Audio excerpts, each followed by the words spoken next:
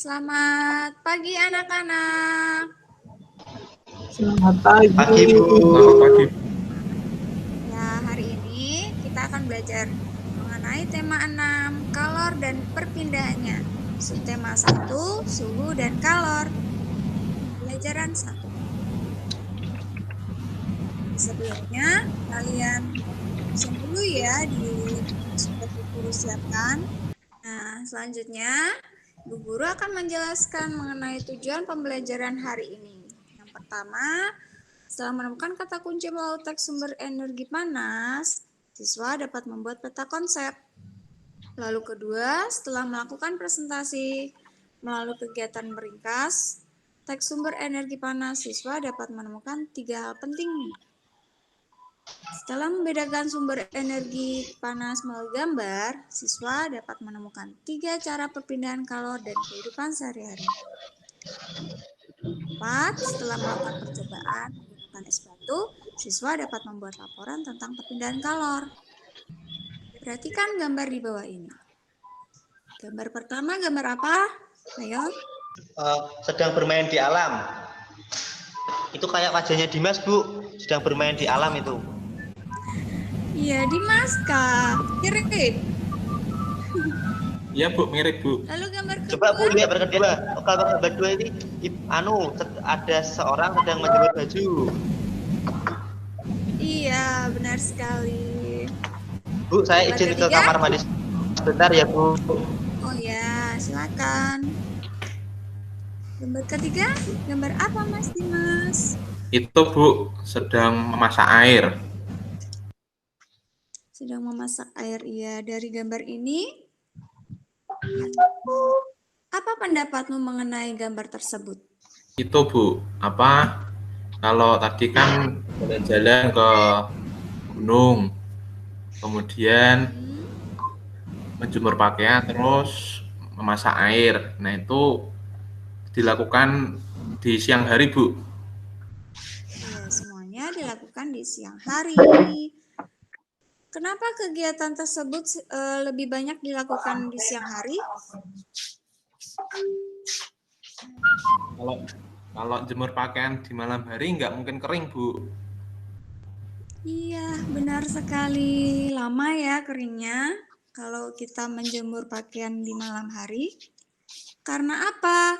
Karena di siang hari terdapat sumber energi panas, yaitu matahari. Mengapa baju basah apabila dijemur di bawah sinar matahari bisa kering?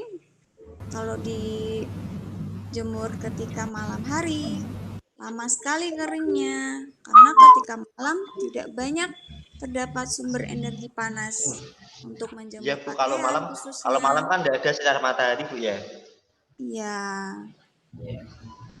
Nah, apa yang terjadi pada air di dalam panci tersebut? Mendidih, Bu. Mendidih, ya. Matang ya. Menjadi panas, Bu. Menjadi panas. Lalu? Itu kok airnya bisa panas. Itu kalau kok bisa panas karena apa, Bu, ya? Karena adanya perpindahan kalor. Berarti itu dialiri panas.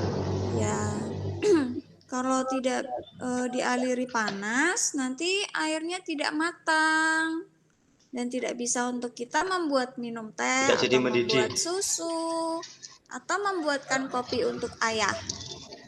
Lalu, apakah kamu pernah melihat peristiwa seperti dalam gambar dalam lingkungan kalian? Pernah, Bu. Sering ya? Jadi sumber panas apa saja yang dapat kalian temukan pada gambar? Dari api dan sinar matahari, Bu. Ah ya. Lalu di sini Bu Guru mempunyai teks sumber energi panas. Teks ini bisa kalian akses melalui flipbook dari akunnya Bu Lilis seperti biasa ya. Silakan Mas Bindi bisa dibacakan untuk paragraf pertama. Bisa, Bu. Ya. Sumber energi panas. Benda yang dapat menghasilkan energi panas disebut sumber energi panas. Sumber energi panas dapat kita jumpai di alam. Salah satunya adalah matahari. Matahari merupakan sumber energi panas terbesar. Semua makhluk hidup memerlukan energi panas matahari. Energi panas matahari membantu proses pembuatan makanan pada tumbuhan yang disebut sebagai proses fotosintesis. Makanan yang dihasilkan dari hasil fotosintesis menjadi sumber energi bagi makhluk hidup lainnya, seperti manusia. Ya. Selanjutnya paragraf kedua, silakan Mas Dimas. Tolong dibacakan. Energi panas matahari dapat menerangi bumi, sehingga udara di bumi menjadi hangat. Dalam kehidupan sehari-hari, energi panas matahari dimanfaatkan dalam berbagai kegiatan manusia.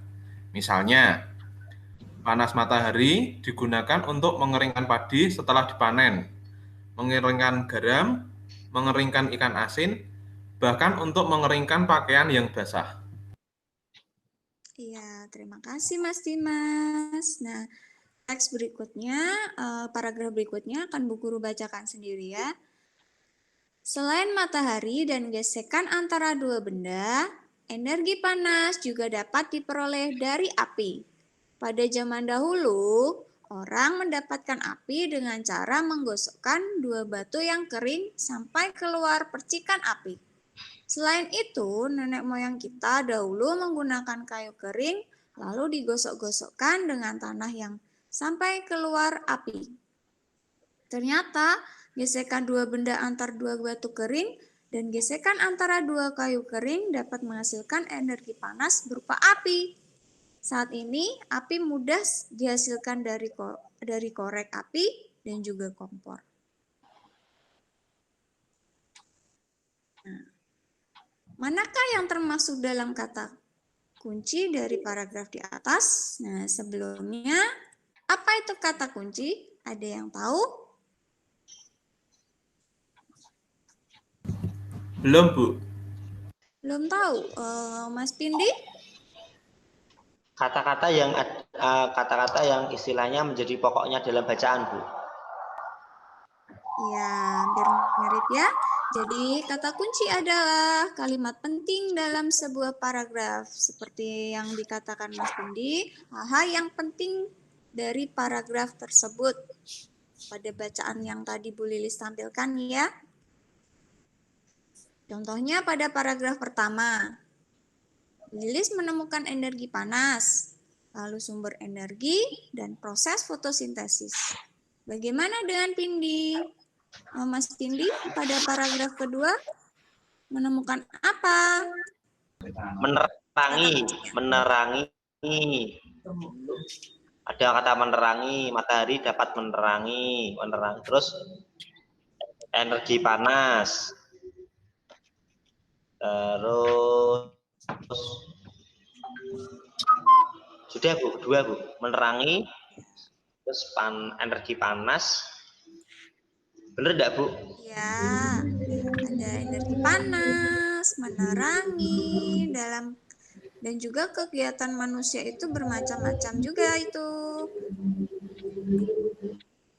Nah, untuk paragraf ketiga, silakan Mas Dimas coba kira-kira mana yang termasuk kata kunci dari paragraf ketiga ini? Itu Bu, ada gesekan, kemudian menggosokkan, Ya, dan menghasilkan. pada paragraf ketiga, jawaban dari Mas Dimas benar. Jadi, pada paragraf ketiga ini, kata kuncinya benar apa yang dikatakan pendapat dari Mas Dimas dan kelompoknya. Kata kunci pada paragraf ketiga ada gesekan antara dua benda atau gesekan itu lalu bisa dengan api dan juga energi panas itu ya.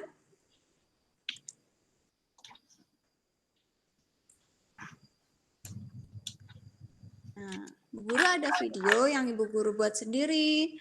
Jadi, disimak baik-baik ya.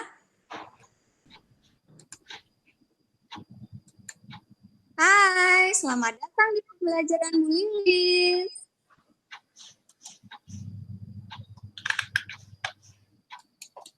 like dan subscribe dulu sebelum kita belajar bersama-sama ya.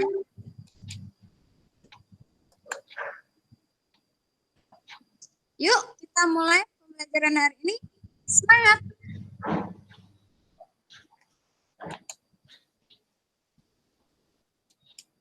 Pertama-tama, baca dan perhatikan teks bacaan berikut. Teksnya sama dengan yang kalian sudah baca tadi ya. Panas.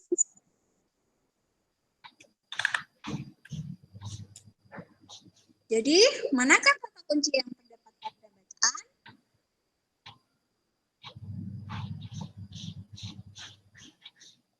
Sebelumnya, apakah itu kata kunci?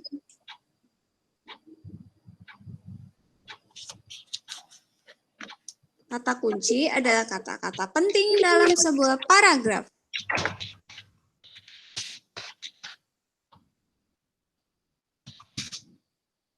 Paragraf 1, energi panas, sumber energi, dan proses fotosintesis.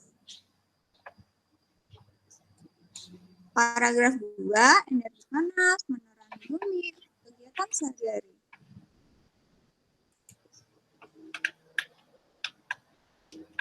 Paragraf ketiga, ada gesekan dua benda, energi panas, menjadi api.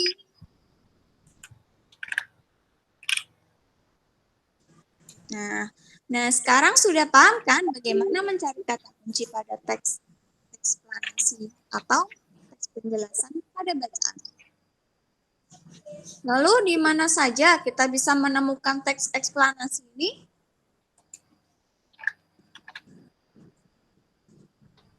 Teks eksplanasi bisa kita temukan di media cetak ataupun media elektronik.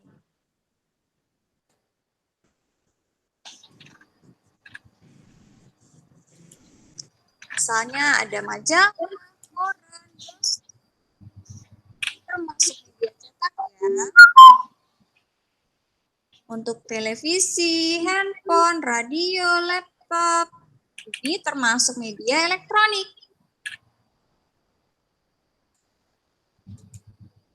Demikian materi pembelajaran hari ini. Jangan lupa like, komen, dan subscribe video pembelajarannya ya. Terima kasih. Jadi demikian materi mengenai teks eksplanasi untuk mencari kata kunci tadi ya. Nah, setelah ini tadi kalian bisa menemukan teks eksplanasi itu dari mana saja? Silakan Mas Pindi. Dari media cetak atau media elektronik, Bu. Ya, contohnya apa Mas Dimas? Misalnya tentang kejadian atau peristiwa, Bu. Contohnya? Kayak gempa bumi. Teksnya? Misalnya teks tentang gempa bumi gitu, Bu. Iya, kalau teks itu ditemukan di media cetaknya seperti apa bentuknya? Koran, Bu. Oh, koran. Suka baca koran ya? Bapak saya yang suka, Bu. Oh, Dimas nggak suka. Lebih suka baca apa? Lebih suka baca komik, Bu. Sama status orang. Dikurangi ya baca komiknya. Lebih banyak baca yang lebih penting seperti berita atau kegiatan-kegiatan penting lainnya. Untuk tadi kan kita sudah menemukan media cetak berupa koran ya untuk mencari teks eksplanasinya. Kalau dari media elektronik kita bisa dapatkan dari mana? Iya, di televisi. Dari televisi, Bu. Internet juga bisa ya, melalui handphone. Nah, sekarang Bu Guru ada tugas untuk kalian. Bu Guru share dulu linknya ya, sebentar. Sudah ya?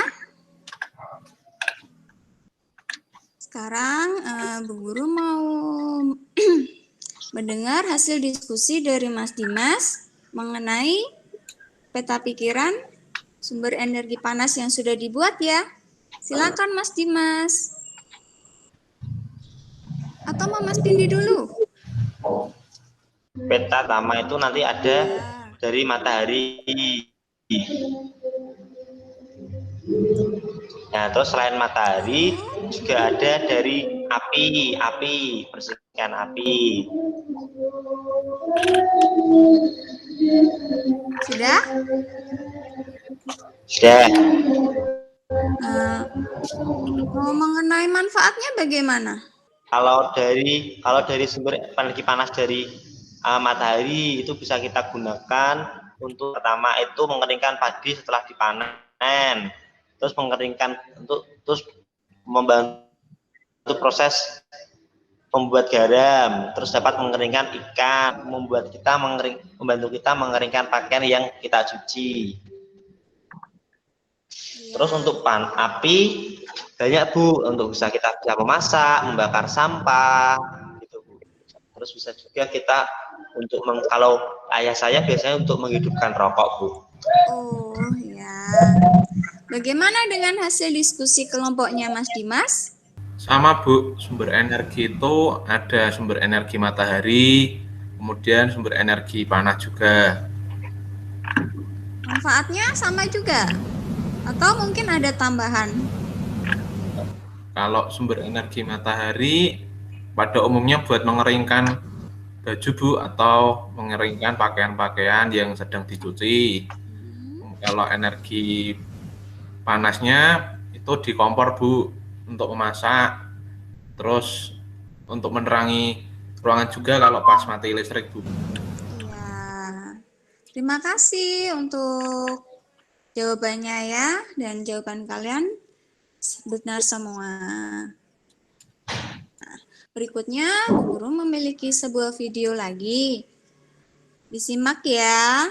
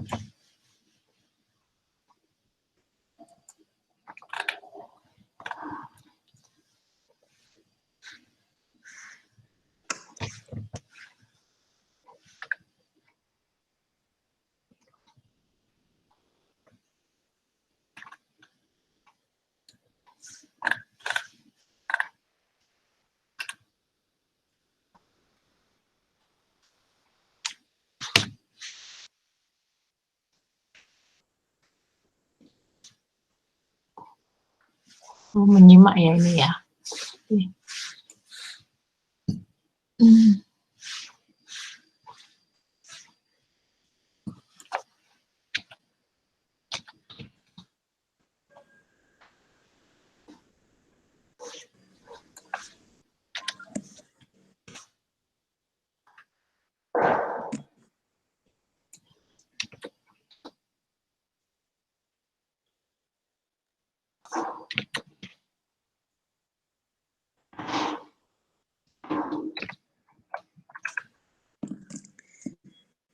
Setelah menonton video ini, siswa dapat membedakan 3 sumber energi panas yang ada di sekitar. Jadi simak baik-baik ya. Mari kita simak cerita dari Tony dan Bob.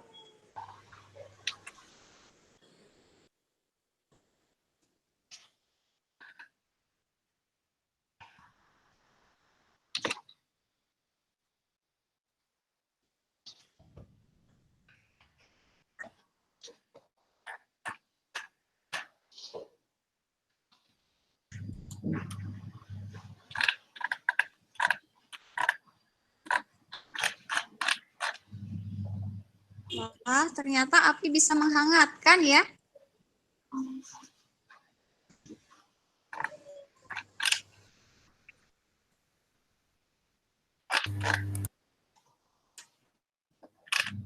Jadi, dari mana asal energi panas saat Tony menggosok 2 batang kayu tadi? Kira-kira? Iya.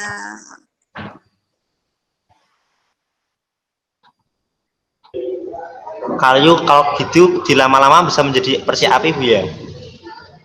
Iya, bisa.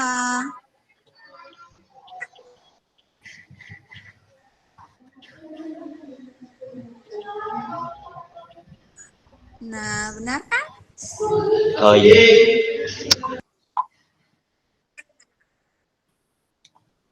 Gimana perasaan kalian?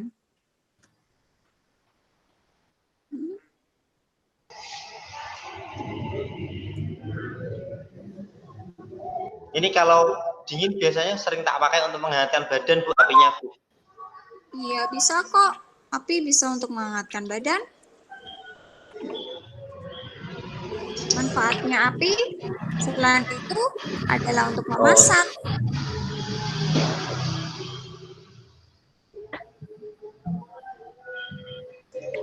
Ini apa, Bu? Oh, setelah masak banyak makanan, Bu. Iya.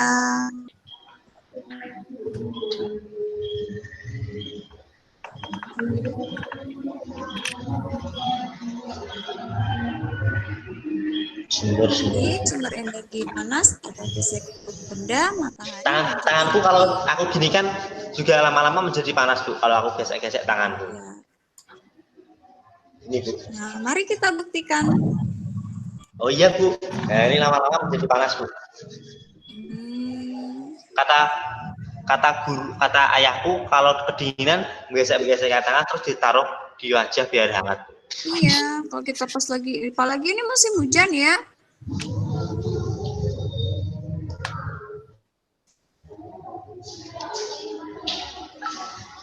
Jadi itu termasuk sumber energi apa?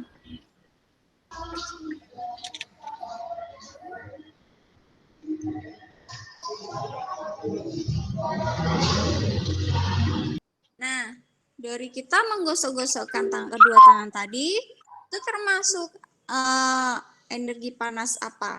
Berasal dari mana ya? Ada yang bisa menjawab? Kalau menggosokkan tangan itu dari energi gerak, Bu. Gerak tangan. Gerak menjadi? Di kulit. Dari energi gerak di kulit menjadi energi panas. Ya, dari hasil menggosokkan tadi, ini adalah awal dari gesekan kedua benda. Jadi begini ya. Hangat. Apalagi kalau ini musim hujan ya, pasti dingin. Sering sekali menggosokkan tangan untuk menghangatkan ya. Selimutan, Bu, kalau saya, Bu. Kalau pas lagi di luar bawa selimut juga? Kata Ibu nggak boleh main keluar, Bu. Karena pandemi ya. Kalau di depan rumah itu saja berarti mainnya. Iya, Bu. Iya, Bu. Dalam rumah, Bu. Ya. Kita kurangi dulu ya, seandainya kita seandainya kita diharuskan keluar rumah, itu kecuali hal-hal yang benar-benar penting, baru bisa keluar rumah. Dan juga jangan lupa menggunakan masker dan juga hand sanitizer tentunya, karena tidak banyak juga ya beberapa tempat yang belum ada tempat cuci tangan, ataupun ada tempat cuci tangan tapi tidak ada hand sanitizer-nya. Jadi kalian harus selalu membawa hand sanitizer. Itu sangat penting. Ya. Siap, Bu.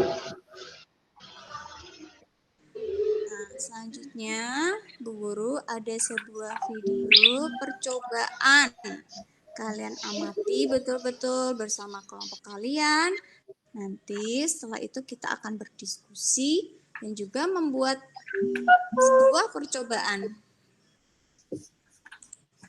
Pindahan kalor, konduksi, konveksi, dan radiasi.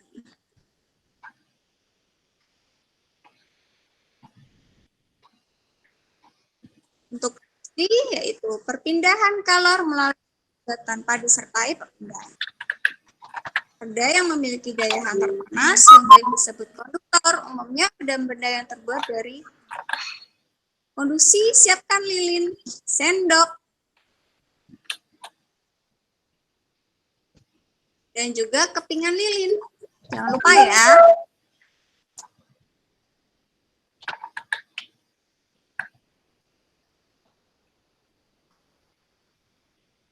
Rekatkan lilin ke sendok. Merekatkannya di ujung. Sebelumnya, dipotong dulu jadi kepingannya ya, menjadi agak lebih kecil. Kalau kepingannya sudah ada yang besar, dipotong kecil-kecil dulu. Dipanaskan ke api lilin, rekatkan ke sendok dengan melelehkan salah sisi lilin. Tempelkan 3 keping dengan jarak 1 cm. Jangan lebih ya. Atau jangan kurang. Nanti kalau terlalu dekat.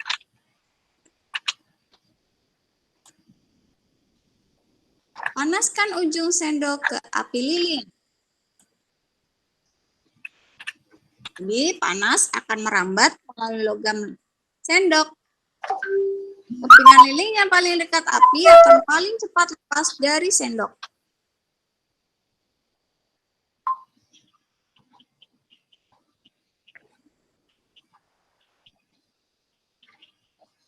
Tuh, lepaskan. Nah, lepas lagi. Disusul dengan kepingan yang agak jauh. Oh, itu lilinnya lama-lama meleleh Bu ya? Iya, karena rembatan api tadi, panas api tadi.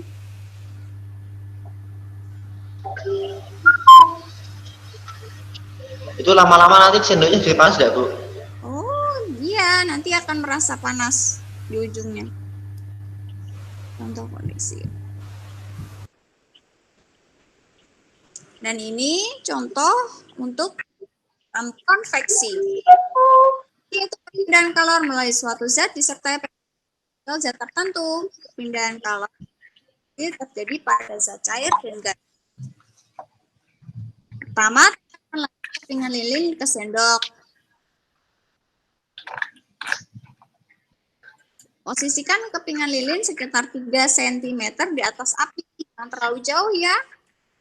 Nah, udara panas dari pembakaran mengalir ke atas.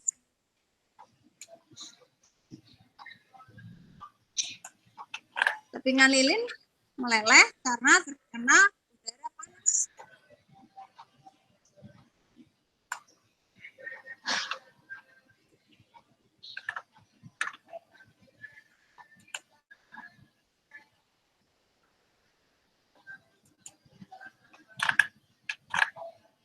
Nah, perhatikan tuh lilinnya mencair ya.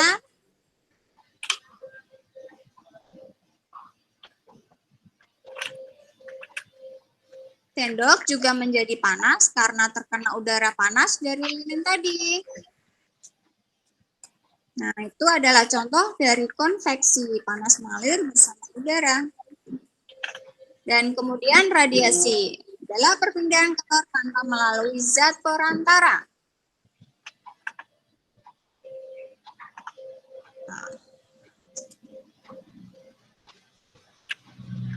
Dekatkan kepingan lilin ke api. Tapi jangan sampai menyentuh api. Lilinnya enggak ya. habis-habis Bu ya? Iya. Api lilin memancarkan panas di sekelilingnya, sehingga menimbulkan lilin yang kepingan lilin tadi semakin lama akan semakin meleleh. Makin dekat api semakin panas loh. Jadi kalau semakin dekat itu semakin mudah meleleh Bu ya? Iya, semakin cepat melelehnya. Hati-hati, tangannya nanti panas kena api lilin.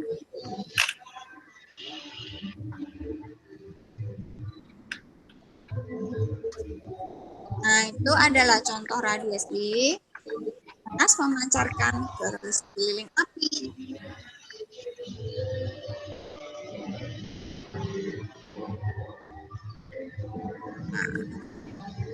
Perpindahan kalor secara konduksi, konveksi, dan radiasi dapat terjadi karena energi panas berpindah yang menyebar dengan berbagai cara dan media.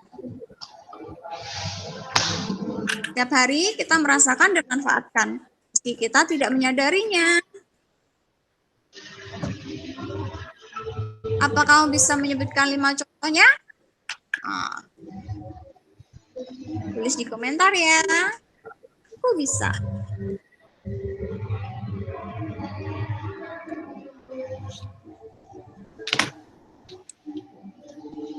Nah, itu adalah percobaan dengan perpindahan kalor dengan menggunakan sendok dan lilin. Sekarang Bu Lilis minta kalian menyiapkan alat dan bahan yang sudah Ibu share semalam ya. Ada wadah untuk es batu dan 6 buah es batu dengan ukuran yang sama. Dan juga pencatat waktu, bisa menggunakan stopwatch. Kalau punya ya, kalau tidak ada, kalian bisa menggunakan jam tangan.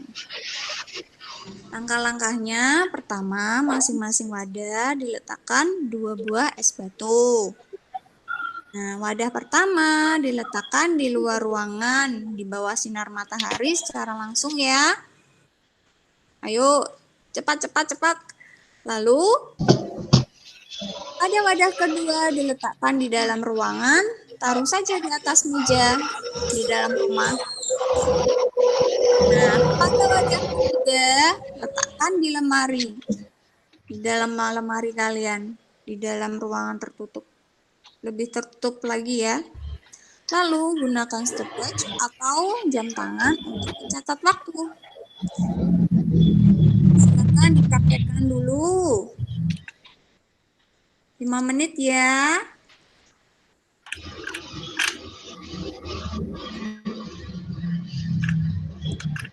Nanti hasilnya kalian kirim ke link yang sudah Bu Guru siapkan. Bu Guru kirim dulu linknya. Sudah, Mas Dimas? Ya, Mas Dimas sudah? Sudah, Bu. Nah sekarang kita mulai dari kelompoknya siapa dulu nih? Pindi sudah Bu, kelompoknya Pindi Bu. Oh, kelompoknya Mas Pindi dulu ya, kelompok genap. Oke, silakan Mas Pindi. Ya, terus siapa? Bagaimana ukuran es batu pada ketiga wadah tersebut? Ukurannya sama Bu. Terus pada manakah yang es batunya cepat mencair? Yang cepat mencair di gambar yang pertama, karena itu berada di bawah langsung sinar matahari, jadi panasnya langsung ke es batu, jadi membuat es batu lebih cepat meleleh.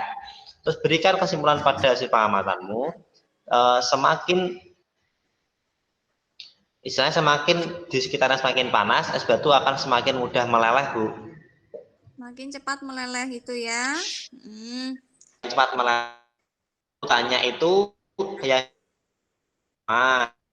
dari terus di yang kedua atas lemari gambar pertama, terus selanjutnya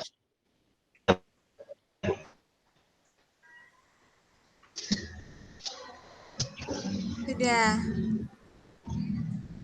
Sekarang kelompok ganjil, silakan Mas Dimas. Berikan hasil pengamatan kalian. Baik, Bu. Untuk yang pertama, bagaimana ukuran es batu dari ketiga wadah tersebut setelah 2 menit. Untuk yang wadah pertama itu cepat meleleh, Bu. Langsung mencair, perlahan-lahan terkikis. Yang wadah kedua di atas meja itu karena di rumah saya ini sedang mendung, jadi tidak terlihat kalau meleleh Bu, masih hanya keluar airnya sedikit-sedikit. Yang ketiga di dalam lemari itu tidak mencair Bu, malah terlihat seperti masih utuh. Kemudian wadah manakah yang cepat mencair? Itu yang wadah pertama, karena diterangi di bawah sinar matahari langsung. Jadi sinar panasnya dari sinar matahari itu membuat es batunya meleleh. Dari kesimpulan hasil pengamatan itu, jika es batu diletakkan di bawah sinar matahari langsung lebih cepat meleleh daripada di atas meja atau di dalam lemari. Iya, terima kasih untuk penyampaian laporan pengamatannya. Nah, jadi untuk benar sekali apa yang disampaikan dari kelompok Mas Dimas dan juga Mas Pindi, namun hasil pengamatan yang lebih lengkap adalah pengamatan dari Mas Dimas ya. Tepuk tangan dulu ya. Nilainya yang paling bagus nih, karena lebih lengkap sekali. Selamat Mas Dimas. Hadiahnya ya Bu, jangan lupa. Oh, tenang. Nanti hadiahnya berupa nilai ya. Kemudian kita akan tadi pembelajaran kita kan sudah hampir selesai nih. Apa saja kemudahan dan kesulitan yang kalian alami pada kegiatan hari ini? Materi mana yang kira-kira yang sulit kalian pahami? Ataupun yang mudah kalian pahami? Untuk materi sulitnya tadi, pertama soal percobaan tadi Bu, saya sempat bingung, tapi sekarang sudah paham. Ya, Lalu, Mas Dimas bagaimana dengan kelompoknya? Tadi Bu, saat memilih kata kunci Bu, karena kan banyak sih yang penting menurut kelompok kami, jadi kami bingung memilihnya mana yang penting Bu. Kemudian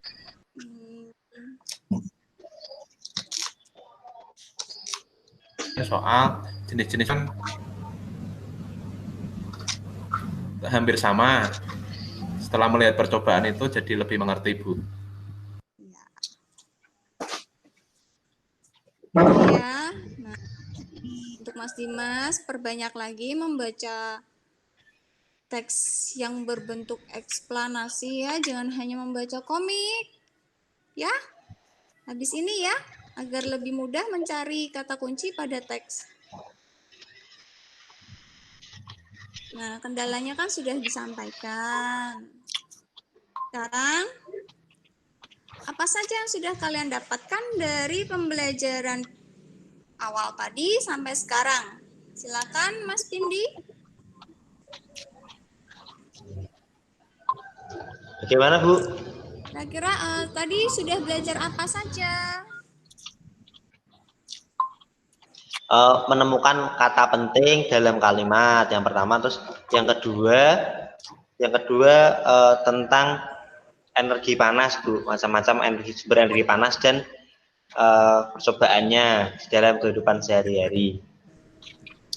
Kalau Mas Dimas gimana? Apa saja yang dipelajari hari ini yang didapat?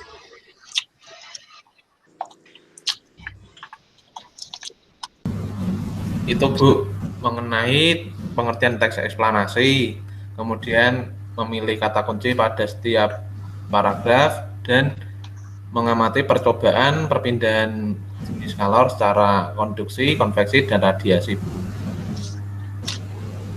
Terima kasih. Nah, sekarang Bu Lilis punya soal evaluasi. Ini Bu Lilis kirim dulu linknya ya. Sudah selesai? Selesai Bu. Oke. Mas Pindi? Sudah Bu. Ya, terima kasih. Nah, pembelajaran kita sudah selesai untuk hari ini. Nah, silakan Mas Pindi untuk memimpin doa.